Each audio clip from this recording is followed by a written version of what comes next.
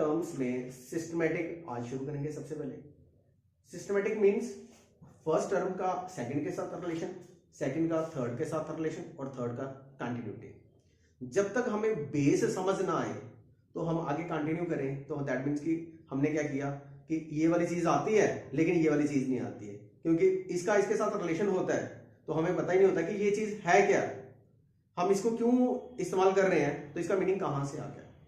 आपने ये चीज ध्यान रखनी है कि जो भी मैं आज टॉपिक पढ़ाऊंगा तो बेस से पढ़ाऊंगा, तो आपने क्या करना है, इसको ध्यान से सुनना है, क्योंकि हर चीज का आगे इसका रिलेशन चलेगा। और ये एक ऐसी चीज है जो आपको लॉन्ग टाइम के लिए बेनिफिट्स देगी। जो आपने कहता है कि सर ये इसके ऑब्जेक्टिव टाइप आते हैं तो हमें पता नहीं चलता कि इसके करेक्ट ऑप्शंस 3 हैं लेकिन होता उसमें से एक है। ऐसे तो 4 दिए होते हैं, एक तो दिया उसने नन ऑफ द दीज या ऑल ऑफ द दीज, लेकिन जो 3 ऑप्शंस दिए होते हैं उसमें से भी हमने करेक्ट चुनना है कि कौन सा सही है। तो आपने उसको ही ध्यान में रखना कि ये चीज है क्या। सबसे पहले जैसे हमारे पास फर्स्ट टर्म आती है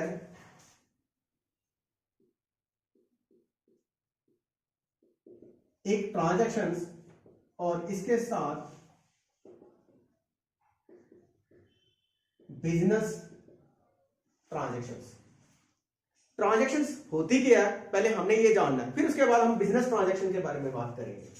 transactions means any event taken place between 2 persons, 2 parties, 2 लोगों के बीच में, जहां कोई ऐसी चीज हो जाए जैसे ये चीज है हमारे पास, यहां से यहां पे जा रही है, तो दैट मीन्स कि क्या होगा, इसको चीज मिल रही है, इसने क्या किया, चीज दी, तो इसने क्या की, चीज रिसीव की, तो इसको हम बोलते थे कि डेबिट और क्रेडिट। ठीक है, क्या बोलते थे, डेबिट और क्रेडिट। लेकिन हमने क्या बोला, मैंने ट्रांजैक्शंस, बात किसकी कर रहा हूं मैं, ट्रांजैक्शन। ये 2 तरह की होती है, एक इकोनॉमिक और नॉन इकोनॉमिक। कितनी तरह की बता दी मैंने। इकोनॉमिक मींस जो पैसों के लेन देन के साथ हो, नॉन इकोनॉमिक जिसका पैसों के साथ कोई रिलेशन नहीं हो। जैसे एक औरत ने अपने बच्चे को दूध गर्म करके दिया, ट्रांजैक्शन तो हुई। क्या ट्रांजैक्शन हुई कि मां ने अपने बेटे को दूध गर्म करके दे दिया, that is known as non economic transaction.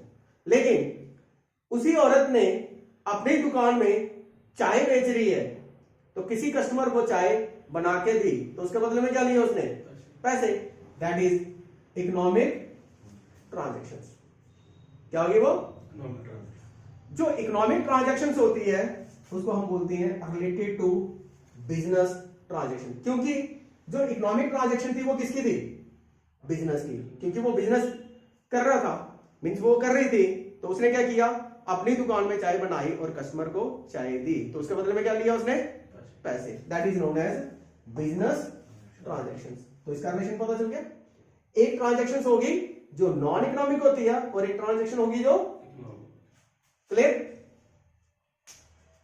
अब नंबर 2 जो सबसे मोस्ट इंपॉर्टेंट है, इसी का रोल सबसे ज्यादा है, अकाउंट। अकाउंट, इसका हमने एब्रिविएशन सबसे पहले A/C बोलते हैं। ये एब्रिविएशन हम कहीं पे भी इस्तेमाल कर सकते हैं, कहीं पे भी इस्तेमाल कर सकते हैं, लेकिन अगर हमने कोई भी लेजर बनाई है तो यहां पे इसकी फुल फॉर्म यूज करनी है। टॉप ऑफ द लेजर यहां पे क्या लिखना है, अकाउंट, फुल फॉर्म लिखनी है। यहां पे आप एब्रिविएशन यूज नहीं कर सकते, यहां पे एब्रिविएशन यूज नहीं कर सकते। जो यहां पे लेफ्ट हैंड साइड होती है इसको यहां पे डेबिट लिखा जाता है और राइट हैंड साइड पे क्रेडिट लिखा जाता है।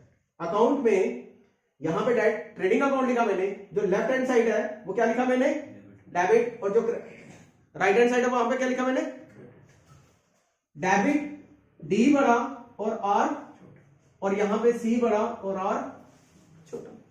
यहां पे समझ आ गई कि जो अकाउंट है उसके शॉर्ट फॉर्म क्या है, A/C, और यहां पे अकाउंट, इसको हम कहीं पे भी यूज कर सकते हैं, जैसे यहां पे टू रेंट अकाउंट, यहां पे तो आपने शॉर्ट फॉर्म यूज कर ली, लेकिन हेड में क्या यूज किया, फुल फॉर्म।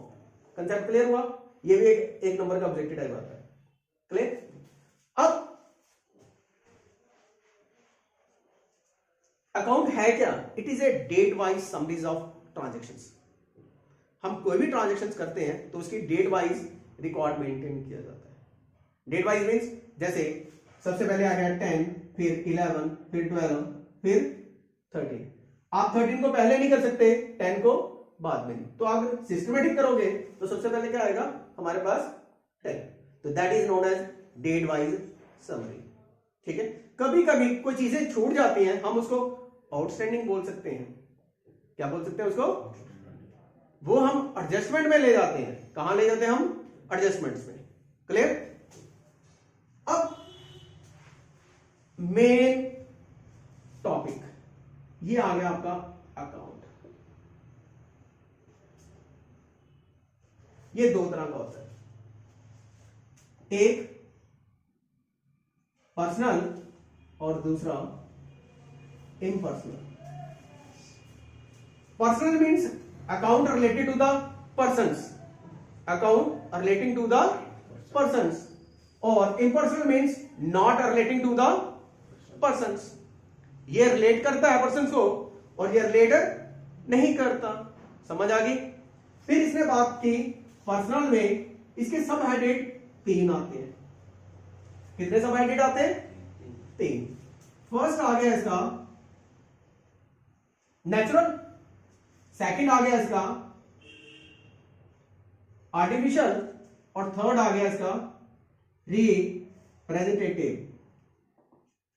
अब सबसे पहले मैंने बात की नेचुरल पर्सनल अकाउंट। किसकी बात की मैंने? Natural personal account. Natural means जो कुदरती तौर पे है, it is a made up of bone, flesh. Bone means जो हमारे शरीर में हड्डियां और मांस, वी आर नेचुरल। एग्जांपल आ गई इसकी? क्या बताया मैंने? Natural personal accounts are those accounts which can be made up of persons, made up of bone and flesh. Means वो लोग जिसमें हड्डियां हैं, मांस है। आर्टिफिशियल भी पर्सनल अकाउंट की तरह ही होता है, लेकिन इसमें नेचुरल नहीं किया है। इसमें क्या है? Created by the persons, like HR, college of competitions. It is well created, हमने इसको क्रिएट किया। दूसरी एग्जांपल्स आ गई राम एंड सन्स, कोई भी कंपनी होगी तो ये क्या होगी हमारी? Artificial personal account. आपने दुकान का नाम सुना? लेकिन ये कंपनी का अकाउंट है, हाँ, ये पर्सनल में आएगा। कौन से? Artificial personal account. मतलब पर्सनल तो आपने बोला ना किसी पर्सन से रिलेटेड है। हाँ, लेकिन it is created by the persons. अच्छा, it is created by the person. It have no bone no flesh. है तो रिलेटेड किसका कर रहा है? वो पर्सन। लेकिन इसके अंदर सिर्फ हड्डियां और मांस नहीं है। इसमें क्या है? हड्डियां और मांस। नेचुरल तभी तो बोला, राइट? अब जो रिप्रेजेंटेटिव है, तो ये रिप्रेजेंटेटिव का मीनिंग क्या होता है? भाई आप इसको रिप्रेजेंट करोगे, आपका काम है। ये रिप्रेजेंट किसको करता है? Natural as well as artificial. Represent किसको करता है? Natural as well as artificial. Last इसकी एग्जांपल देते हैं। आपने रेंट पे करना है लेकिन अभी तक नहीं दिया, तो ये क्या हो गया? Outstanding rent. दूसरी बात, इंश्योरेंस। आपने इंश्योरेंस एडवांस में दे दी, that is known as prepaid. ये क्या होगी? Prepaid insurance. इंश्योरेंस किसकी करवाई आपने? जहां तो किसी इंसान की करवाई होगी, जहां किसी कंपनी की, कोई प्रॉपर्टी की करवाई होगी। ठीक है? तो ये क्या हो गया हमारी? Prepaid insurance. तो प्रीपेड इंश्योरेंस क्या करता है? रिप्रेजेंट करता है किसको? जहां तो आर्टिफिशियल कंपनी को, जहां किसी नेचुरल पर्सन को। तो ये समझ आ गई इसकी? अकाउंट में कितने हिस्से आ गए? पहले 2, पर्सनल और इम्पर्सनल। पर्सनल में कितने आ गए? नेचुरल, आर्टिफिशियल और रिप्रेजेंटेटिव। क्लियर? अब हमने बात की इम्पर्सनल की। ये भी दो तरह का होता है, ये भी दो तरह का होता है। एक हमारे पास रियल और एक हमारे पास नॉमिनल। ऑब्जेक्टिव टाइप है इसके कम से कम 3 से 5 ऑब्जेक्टिव टाइप बन जाते हैं हमारे पास, जो पेपर में आ जाते हैं। आपने लास्ट ईयर का पेपर देखना, वहां पे 3 से 5 ऑब्जेक्टिव टाइप खाली इस अकाउंट के बारे में ही पूछा जाएगा। ठीक है, यहां पे आ गया रियल, रियल के भी आगे सब डिवाइडेड हो गया दो। Real means property, real means property, कोई एसेट्स होती है ना उसके बारे में। ठीक है, रियल का पता चला आपको। अब हमने बोला कि रियल कितनी तरह का होता है, ये दो तरह के होते हैं, एक टेंजिबल और एक इंटेंजिबल, जिसको हम नॉन टेंजिबल्स भी बोलते हैं। टेंजिबल में आ गया those assets which can be touch, see और फील, कल भी मैंने एग्जांपल दी थी इसकी। और इंटेंजिबल में आ गया which can not be touch, see और फील। इसकी एग्जांपल्स आ गई लैंड, बिल्डिंग और मशीनरी। जबकि इंटेंजिबल में क्या आ गई, goodwill, patents, copyright or trademark. Right, जब हमने नॉमिनल के बारे में बात की, नॉमिनल मीन्स जितने भी हमारे एक्सपेंसेस हैं, जितने भी हमारी इनकम के सोर्स हैं, वो सारे क्या है, nominal. All expenses and losses, जितने भी एक्सपेंडिचर्स हैं वो, जितने भी लॉसेस हैं वो सारे यहां पे क्या है, नॉमिनल। और ऑल इनकम एंड गेन, जितनी भी हमारी इनकम है, जितने भी गेन है, वो सारा किसका पार्ट है, नॉमिनल का। ये क्या हमारे पास अकाउंट का सबसे पहला इंपॉर्टेंट टॉपिक। इसके कम से कम 5 ऑब्जेक्टिव टाइप पेपर में आने के चांसेस होते हैं। हो सकता है 1 आए, हो सकता है 2 आए, हो सकता है 3 आए। तो चांसेस यहां पे ये सारे टॉपिक्स। कभी कभी क्वेश्चन पूछा जाता है कि ये चीज रियल है, ये चीज नॉमिनल है, जहां ये पर्सनल है, जहां इम्पर्सनल। फिर उसमें पूछा जाता है कि ये क्या नेचुरल है, आर्टिफिशियल है या रिप्रेजेंटेटिव। ठीक है, अब नेचुरल के एग्जांपल भी दे देते हैं। यहां पे आ गया उसमें आर्टिफिशियल में आ गया एचआर पॉलिसी ऑफ कंपटीशन, यहां पे रिप्रेजेंटेटिव में क्या आ गया, आउटस्टैंडिंग रेंट और प्रीपेड इंश्योरेंस। टेंजिबल में क्या आ गया, लैंड, बिल्डिंग और मशीनरी। इंटेंजिबल में क्या आ गया, गुडविल, पेटेंट्स, कॉपीराइट और trademark. All expenses and losses में आ गया rent, salary, loss on sale of machinery, loss on sale of plot. All income and gain में आ गया profit on sale of investment, profit on sale of building, commission, received, interest received. ये सारी examples आती हैं। ठीक है, ये था सबसे इंपॉर्टेंट टॉपिक अकाउंट, जिसमें हमने थोड़ा सा टाइम लिया क्योंकि इसी के बेसिस के ऊपर काफी टॉपिक हमारे कंसेप्ट क्लियर करेगा। ठीक है, क्लियर है? इसमें कुछ पूछना तो नहीं? ठीक है, अब इसके बाद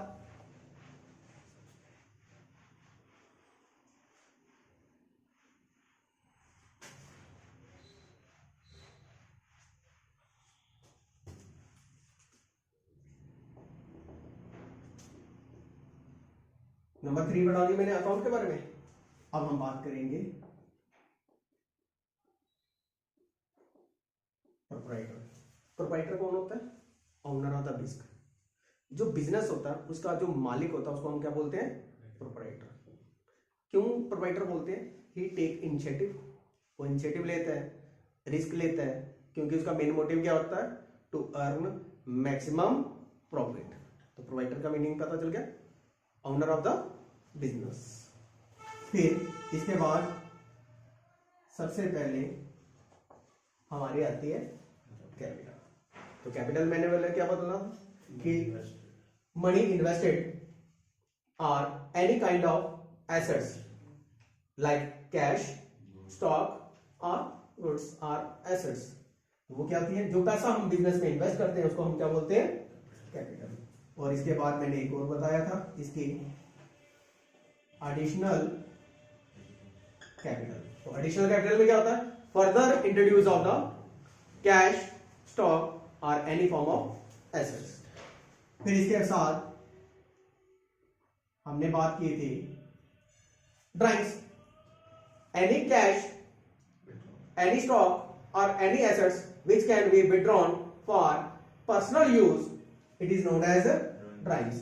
पर्सनल यूज कह सकते हैं आप, प्राइवेट यूज कर सकते हैं या हाउस होल्ड यूज, तीनों का मीनिंग सेम है। तो क्या होगी हमारी? ड्राइंग्स। ठीक है। अब हमने बात करनी है इसके बाद एसेट्स। किसकी बात करनी है हमने? एसेट्स। यहां पे मैंने एसेट्स लिख दिया, राइट। अब यहां पे लॉन्ग टर्म एसेट्स होती हैं और एक शॉर्ट टर्म एसेट्स होती हैं। ठीक है। लॉन्ग टर्म में आ गई हमारे पास फिक्स एसेट्स और शॉर्ट टर्म में हमारे पास आती है करंट एसेट्स, और एक वर्ड और यूज कर रहा हूं क्विक एसेट्स, और एक और वर्ड यूज कर रहा हूं यहां पे फिक्टिशियस एसेट्स। आपको एक ऑब्जेक्टिव टाइप अभी बता देना है, याद रखना आपने।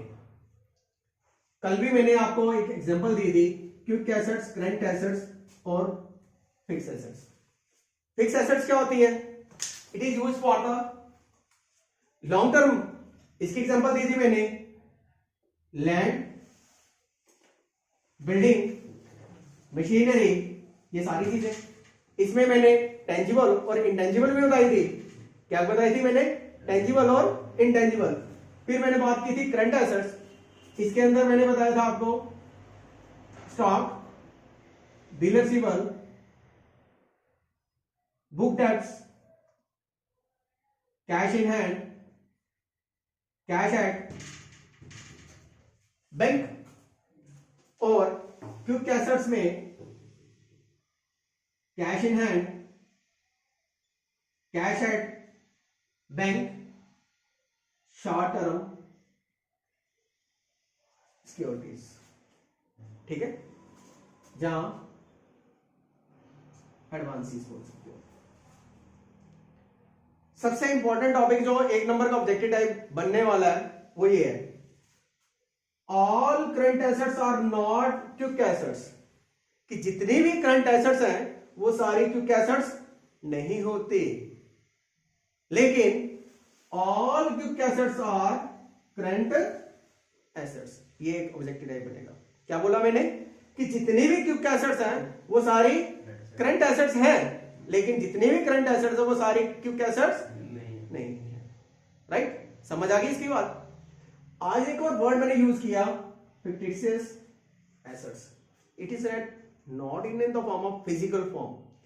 फिक्टिशियस एसेट जो होती है उसकी फिजिकल फॉर्म नहीं होती। ये एक नया ऑब्जेक्टिव टाइप बनने वाला है आपके पास। जो फिक्टिशियस एसेट्स है वो उसकी फिजिकल फॉर्म नहीं होती। आपने क्या किया, एक लॉन्ग टर्म इन्वेस्टमेंट की। कहां पे की? In the form of advertising. जब एक आदमी अपनी नई कंपनीज की एडवर्टाइज करता है तो वो एक लॉन्ग पीरियड के लिए करता है। मींस उसकी ऐड क्या होती है, दिमाग में, लोगों के दिमाग में 1 साल, 2 साल, 3 साल, 4 साल के लिए दिमाग में बैठे। इन्वेस्टमेंट कितने टाइम की उसने? 1 टाइम। टीवी में ऐड चला दी, बोर्ड्स लगा दिए, लेकिन क्या हुआ उसका बेनिफिट? क्या हुआ उसको बेनिफिट? क्या मिलेगा उसको? लंबे समय लिए। क्योंकि कस्टमर क्या करता है, कि भाई उस चीज की ऐड आई थी, वो चीज प्रोडक्ट खरीदना है। वो 1 साल भी रह सकता है, 2 साल भी रह सकता है और 3 साल। तो हम क्या करते हैं, इसको हम सब डिवाइडेड कर देते हैं। 1 साल के लिए खर्चा, 2 साल के लिए, 3 साल के लिए, या 4 साल के लिए। तो मीन्स फिक्टिशियस एसेट क्या होगी, ये फिजिकल फॉर्म में नहीं होती। समझ आ गई? होती हमारी एसेट्स है लेकिन फिजिकल फॉर्म कोई नहीं है। इसको हम कन्वर्ट कैश में, हाँ इसको हम कन्वर्ट कैश में नहीं कर सकते। एक ऑब्जेक्टिव टाइप और आ गया, ऑब्जेक्टिव में ही एक और ऑब्जेक्टिव टाइप हो गया कि ये फिजिकल फॉर्म में नहीं है और इसको हम कन्वर्ट कैश में नहीं कर सकते। इनको हम कन्वर्ट कर सकते हैं कैश में, लेकिन इसको कन्वर्ट कैश में, इसकी एग्जांपल दे देता हूं। Discount on issue of shares, जब हमने शेयर्स इशू किए तब हमने डिस्काउंट दिया, ठीक है? तो ये क्या हो गया, फिक्टिशियस एसेट्स। शेयर्स भी बोल सकते हैं और डिवेंचर्स भी बोल सकते हैं। जब हमने डिवेंचर्स पे भी इशू किया तब भी हम कह सकते हैं, राइट? ये आपको समझ आ गई एसेट्स के बारे में। क्या क्या बताया मैंने, लॉन्ग टर्म एसेट्स और शॉर्ट टर्म। लॉन्ग टर्म में क्या आ गया हमारी, और शॉर्ट टर्म में क्या आ गई, फिक्टिशियस का तो अलग बता दिया मैंने कि वो उसकी कोई फिजिकल फॉर्म नहीं होती, ये कन्वर्ट कैश में नहीं हो सकता। यहां पे मैं लिख देता हूं, do not have physical form and cannot be convert into cash, right? Objective तैयार हो गया इसका। अब हम बात करेंगे लायबिलिटीज की। किसकी बात करेंगे, यहां पे नेक्स्ट पार्ट हो गया हमारे पास लायबिलिटीज।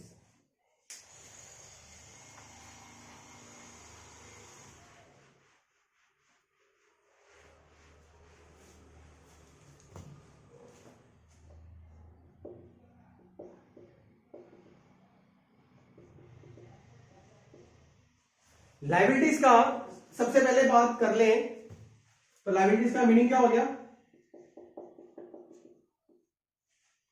कि हमने कोई काम करवाया था किसी को, या किसी से कोई सामान लिया था, अब हमने उसके पैसे देने हैं।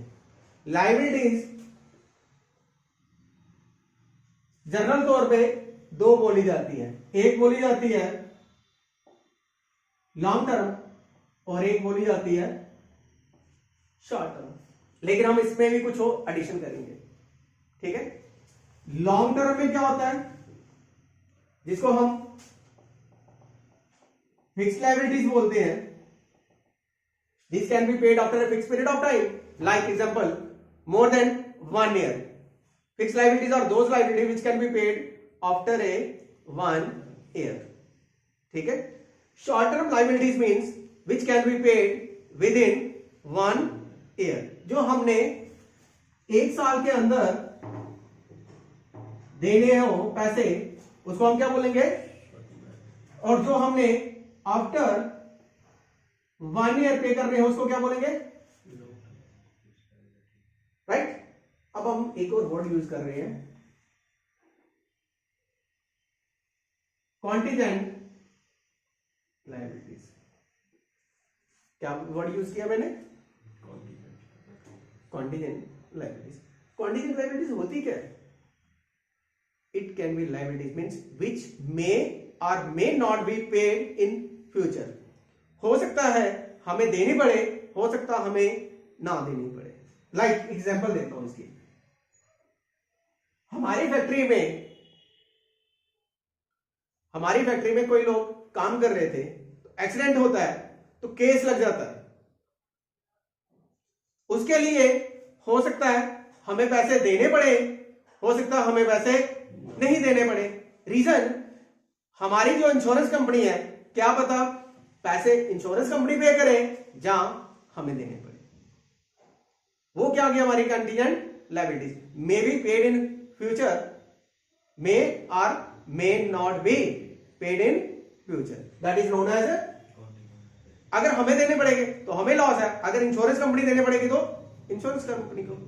तो ये केस डिपेंड किसके ऊपर करेगा, जो हमारा केस हुआ था कि हमारे जो एम्प्लॉइज हैं उनको जॉब लग गई तो पैसे किसने देने पड़ेंगे, जहां तो हमें तो जहां इंश्योरेंस कंपनी को। तो इसको हम क्या बोलेंगे, contingent liabilities. Means contingent liabilities are those liabilities which may be paid in future, may और may not be paid in future.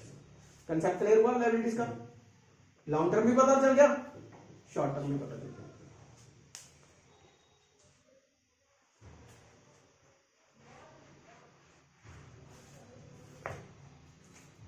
Next topic आ गया हमारे पास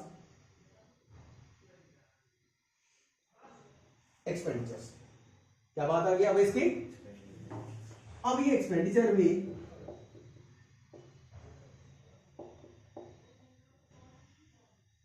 दो तरह का होता है, एक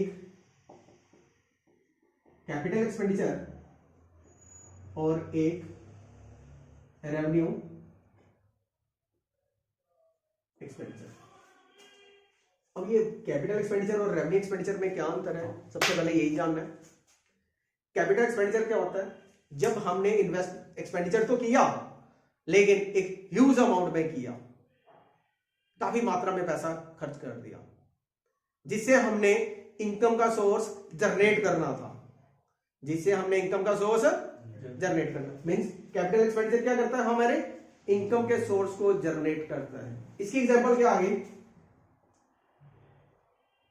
purchase of land, purchase of machinery और बिल्डिंग, ये क्या हमारे कैपिटल एक्सपेंडिचर। लेकिन रेवेन्यू एक्सपेंडिचर क्या होते हैं? जिससे हमें रेवेन्यू जनरेट होता है, जस्ट लाइक सैलरी। अगर हमने एम्प्लॉइज रखे हैं तो एम्प्लॉइज को क्या देनी पड़ेगी? सैलरी। एम्प्लॉइज क्या काम करते हैं? वर्कआउट करेंगे तो हमें रेवेन्यू जनरेट करेंगे, that is known as a revenue expenditure. इसके बाद वेजेस भी आप कह सकते हैं, ठीक है। तो ये एक्सपेंडिचर कितने हो गए? दो। ठीक है। अब इसी का एक और पार्ट कर देता हूं, expenses. Expenses is a part of expenditure. Means expenses किसका पार्ट है? एक्सपेंसिस जो होते हैं वो छोटे मोटे खर्चे होते हैं, सेंट्रल एक्सपेंसिस हो गए, मिसलेनियस एक्सपेंसिस हो गए, ठीक है। तो ये क्या आ गया हमारे एक्सपेंडिचर के एक पार्ट। क्लियर? अब सबसे इंपॉर्टेंट टॉपिक, जैसे बिजनेस में जैसे इलेक्ट्रिसिटी का बिल वगैरह वो इसमें आएगा एक्सपेंसेस में, रेवेन्यू एक्सपेंडिचर। रेवेन्यू। और जो गुड सेल कर रहे हैं वो किसमें आएगा? कैपिटल में, रेवेन्यू वो में। इसमें। वो भी रेवेन्यू अच्छा, सेल की ना आपने। अब इसी में आपको एक चीज बताऊंगा, अपना क्वेश्चन पूछो ना।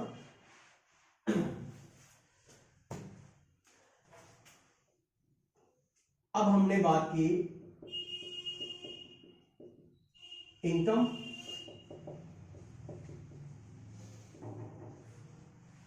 प्रॉफिट। कुछ लोगों को जो जर्नल कैटेगरीज में होते हैं वो कहते हैं कि इनकम और जो गेन है, जो प्रॉफिट है, वो एक ही चीज, अलग अलग चीज है। क्या बोला मैंने? इनकम, प्रॉफिट, गेन एक अलग अलग चीज है। इनकम क्या होती है? हमारे रेवेन्यू, सामान बेचा, पैसे आ गए। क्या आ गया? सामान बेचा, पैसे आ गए, कुछ भी प्रोसीड किया।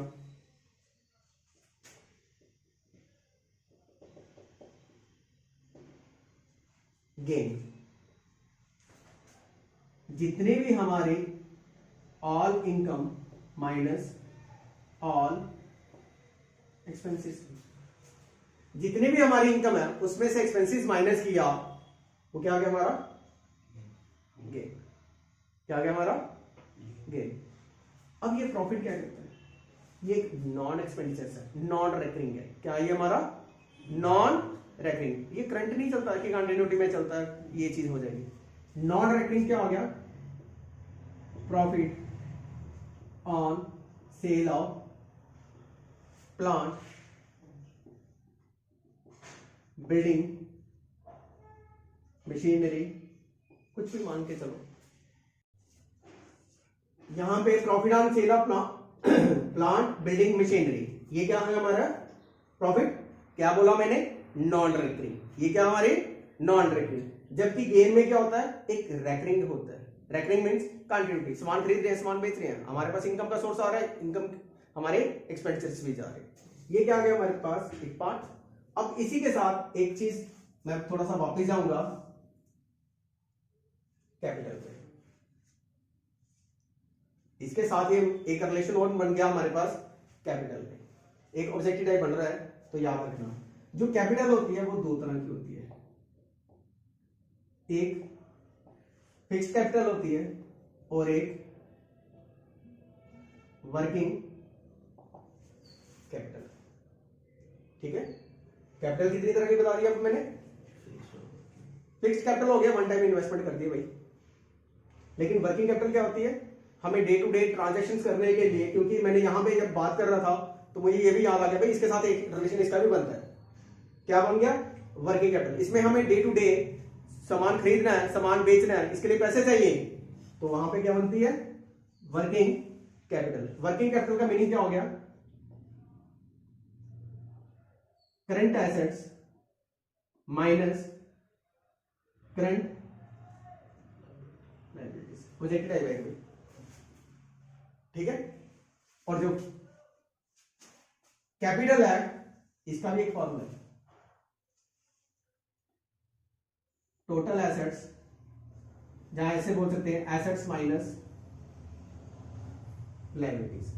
क्या लिख लिया आपने, एसेट्स माइनस लायबिलिटीज। इसका फॉर्मूला लिख दिया मैंने, ऑब्जेक्टिव टाइप बनेगा इसका, याद रहेगा। कैपिटल का फॉर्मूला क्या बनेगा हमारे पास, capital assets minus working capital, क्या बनेगा, करंट एसेट्स माइनस, राइट। एक ऑब्जेक्टिव टाइप और याद हो गया हमारे पास। ठीक है, अब हमने इनकम प्रॉफिट और गेन के बारे में बात करते हैं। ये जो करंट लायबिलिटीज है ये वो है जो शॉर्ट टर्म लायबिलिटीज है वो है। हाँ, करंट एसेट्स, करंट लायबिलिटीज में क्या क्या आता है, जैसे बिल पेबल, ठीक है, शॉर्ट टर्म लोन्स, क्रेडिटर्स, जहां सन्डी क्रेडिटर्स, ठीक है, बैंक ओवरड्राफ्ट, ठीक है। और करंट एसेट्स में मैंने ऑलरेडी आपको सिखाया था, cash in hand, bank, सन्डी debtors, ठीक है, बिल रिसीवेबल, मार्केटेबल सिक्योरिटीज। ठीक है, क्लियर। ये किसका था पार्ट, कैपिटल का। नई चीज आ गई हमारे पास, क्लियर। अब नई कंसेप्ट ये याद रखना बच्चे, ये सारा इंपॉर्टेंट पार्ट है, ये ऑब्जेक्टिव टाइप है, क्योंकि मुझे लगता है कम से कम जो आज मैं टॉपिक पढ़ाऊंगा इसके 5 ऑब्जेक्टिव टाइप में से कम 3 तो पेपर में आए नहीं आए, 3 तो पेपर में कहीं नहीं गया, 3 भी हो सकते हैं, 4 भी हो सकते हैं और 5, क्योंकि आज का लेक्चर सबसे इंपॉर्टेंट लेक्चर है जो मेरी तरफ से है कि इसमें से 1 2 3 4 5 कहीं नहीं गए, 5 ऑब्जेक्टिव टाइप कहीं नहीं, ठीक है, क्योंकि यहां पे ही सब कुछ है इसका। अब गेन के बारे में भी बात कर दी मैंने, ड्राइंग के बारे में बात कर दी, एसेट से लायबिलिटीज एक्सपेंडिचर सारे बात कर लिए। तो डेबिट और क्रेडिट मैंने ऑलरेडी आपको सिखाया हुआ है कि डेबिट क्या होता है, एक शॉर्ट फॉर्म में होता है, इसका एब्रिविएशन यूज करते हैं DR और CR। डेबिट हमेशा लेफ्ट हैंड यूज करते हैं और क्रेडिट हमेशा राइट हैंड, ठीक है। तो यहां पे भी आ गया इसका डेबिट और क्रेडिट, तो इसका एब्रिविएशन क्या बोला मैंने, DR और इसका CR, ठीक है। ये कहां यूज करते हैं, लेफ्ट हैंड साइड और ये राइट हैंड साइड। यही इसी तरह के ऑब्जेक्टिव टाइप बनेंगे भाई, ये कहां कौन सी साइड आता है, ठीक है, क्लियर हो गया। अब कुछ और, अब वाउचर। वाउचर क्या है, हमारे डॉक्यूमेंट्री एविडेंस है। हमने कोई भी ट्रांजैक्शन पास की है तो एक डॉक्यूमेंट्री एविडेंस चाहिए कि हमने भाई ये काम किया है, अगर हमारे पास डॉक्यूमेंट्री एविडेंस नहीं होगा तो हम रिकॉर्ड कैसे मेंटेन करेंगे? तो इसके लिए क्या चाहिए हमें? सबसे पहले वाउचर। ठीक है, समझ आ गई इसकी? फिर एंटाइटी और बिजनेस एंटाइटी। एंटाइटी मीन्स किसी की आइडेंटिफिकेशन, किसी का मार्क। बिजनेस एंटाइटी हो गया बिजनेस के नाम से। जैसे इसकी एग्जांपल देता हूं, एक आदमी अपनी एंटाइटी दे रहा है तो उसका नाम होगा, जैसे मैंने यहां अपना नाम लिख दिया यहां पे सुमित। जब मैंने बिजनेस एंटाइटी की बात की तो मेरा क्या आ गया? HR college of competition. मैं जो भी ट्रांजैक्शंस करूंगा बिजनेस की वो किसके नाम पे करूंगा? HR college of competition. लेकिन जब मैं पर्सनल बात करूंगा तो मेरी पर्सनल आइडेंटिफिकेशन होती है, क्या आ गई? सुमित। ठीक है, अब इसके बाद हमारी नेक्स्ट टॉपिक था गुडविल। गुडविल मैंने दो तरह की बताई है। गुडविल का मीनिंग होता है रेपुटेशन। क्या होता है? रेपुटेशन। इसको गुडविल को रेपुटेशन भी बोलते हैं। Self or purchase. ऐसे गुडविल हम रेड कैट डॉग भी बोलते हैं, लेकिन जो आपने पढ़नी है वो यहां पे सेल्फ और परचेज पढ़नी। सेल्फ का मीनिंग हो गया सेल्फ जनरेटेड, जो आपने खुद की कमाई हुई है। परचेज हो गया किसी और की नाम का आपने इस्तेमाल कर रहे हैं। ठीक है, किसी और का नाम इस्तेमाल कर रहे हैं। जैसे सेल्फ हो गया खुद आप IAS ऑफिसर बन गए, आपकी मार्केट में वैल्यू क्या है कि हाँ भाई आपने IAS ऑफिसर हो। परचेज क्या होगी? Your father is IAS। Business में क्या होता है? आपकी अपनी शॉप है, ओनर किसका? पहलवान का। भाई मार्केट में अपना नाम है पहलवान का, लेकिन जो परचेज है वो क्या होगी? अमूल इंडस्ट्रीज। ये क्या होगी? परचेज। आप अमूल के अंडर वर्कआउट कर रहे हो, आपने उसकी फ्रेंचाइजी ली है और उसकी गुडविल यूज कर रहे हो। ये क्या आ गई हमारी? परचेज। और ये क्या होगी? सेल्फ जनरेटेड, जो आपने खुद की कमाई। बिठा दो सर, आगे पेजिस पे चलो।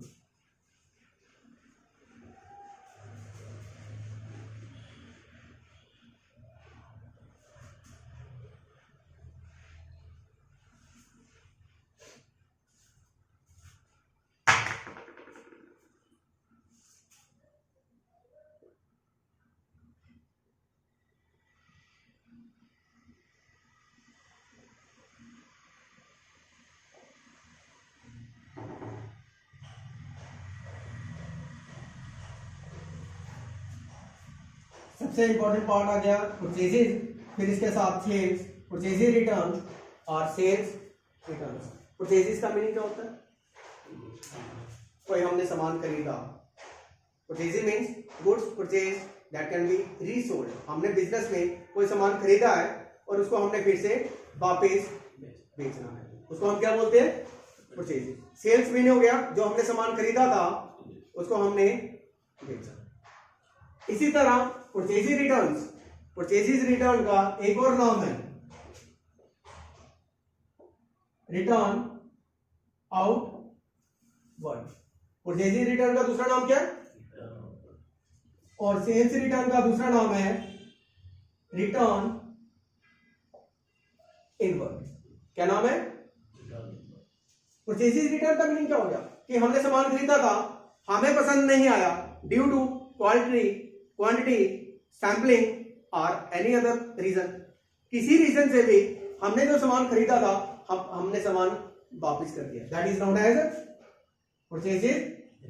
इसी तरह जब हमने सामान बेचा था, किसी कस्टमर को सामान पसंद नहीं आया, रीजन कोई भी हो सकता है, तो उसको हम क्या बोलते हैं? रिटर्न इनवर्ड और सेल्स रिटर्न। इसके बाद डेटर्स और creditors. Debtors are those person whom we sell goods on credit. जिसने हमारा पैसा देना है, क्योंकि हमसे कोई गुड्स लिए थे, जहां हमसे कोई सर्विस ली थी, उसके बदले में अब हमने उससे पैसे लेने हैं। इसी तरह क्रेडिटर क्या हो गया, हमने किसी के पैसे देने हैं, हमने उससे कोई सर्विस या गुड्स परचेज किए थे। ये क्या आ गया हमारे पास, डेटर्स, और ये क्या आ गया हमारे पास, क्रेडिटर्स। डेटर्स का मीनिंग क्या हो गया, हमने जिससे पैसे लेने हैं, मीन्स हमने उसको जहां गुड्स सेल किए थे, जहां हमने उससे सर्विस प्रोवाइड की थी, अब हमने पैसे उससे लेने हैं। लेकिन क्रेडिटर में क्या आ गया, कि हमने किसी से सामान खरीदा था उधार पे, अब हमने उसको पैसे देने हैं, राइट। ये क्या आ गया हमारे पास, डेटर्स, और ये क्या आ गया, क्रेडिटर। अब इसके बाद आ गया स्टॉक। क्या आ गया हमारे पास, any form of goods, any form of goods. Stock 3 तरह का होता है। स्टॉक कितने तरह का होता है, एक सबसे पहले रॉ मटेरियल, क्या होता है, दूसरा आ गया सेमी फिनिश्ड गुड्स, और थर्ड आ गया हमारे पास फिनिश्ड गुड्स। ठीक है। स्टॉक का एक और नाम है इन्वेंट्री।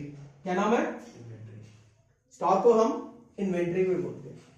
रॉ मटेरियल हो गया जो सामान अभी रेडी नहीं है, ठीक है। सेमी फिनिश गुड्स हो गया, सामान तो रेडी है लेकिन पूरी तरह से प्रिपेयर नहीं है कि आप उसको बेच सको। और फिनिश गुड्स क्या होता है, रेडी टू यूज, अब कंज्यूमर इसको इस्तेमाल कर सकते हैं, वो क्या हो गया हमारे पास, फिनिश गुड्स। रॉ मटेरियल हो गया, जैसे ये पेन है तो पेन के अंदर कुछ भी ना हो, खाली सिंपल पेन बनाओ, ना इसके अंदर इंक है ना कुछ, लेकिन इंक डाल दी मैंने, रिफल डाल दिया, कैप लगा दी, लेकिन अभी इसके ऊपर मार्किंग नहीं है कंपनी की, टैग नहीं है और पैक नहीं है, वो क्या हो गया हमारे पास। लेकिन इसके ऊपर कवर भी आ गया, फुली फर्निश्ड दे दिया, और कस्टमर के पास अब जाने के लिए ये रेडी बैठा है, तो उसको हम क्या बोलते हैं, फिनिश गुड्स।